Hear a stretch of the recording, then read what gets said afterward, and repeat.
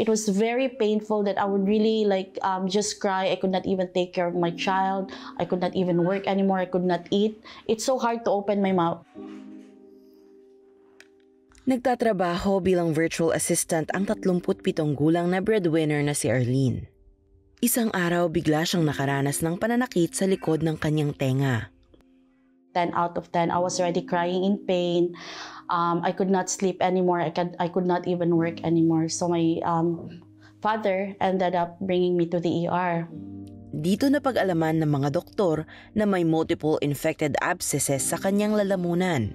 Operasyon lamang ang tanging solusyon upang mapigilan ang pagkalat ng infeksyon sa kanyang mga vital organs na maaari niyang ikamatay. I feel like I'm gonna die because of too much pain. And I remember my dad said, you have to keep fighting because you have a son. And I could not bear the thought of, not going back home. I don't wanna die. Halos 180,000 pesos ang halaga ng operasyon na kakailanganin ni Arlene. Ngunit hindi sapat ang kanyang kinikita upang mabayaran ito. I don't know how to, make it work.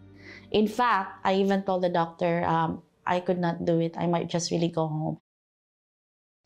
Tumawag ang isang kaibigan ni Arlene sa Operation Blessing upang ipaalam ang kritikal niyang kondisyon.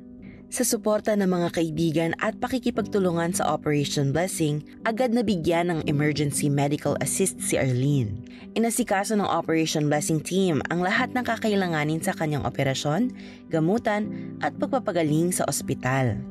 Through Operation Blessing, my life has been extended. My son will have a mother. God was really good. At the right time, right people was there to really help me, save my life. So thank you so much, Operation Blessing. I'll never forget you.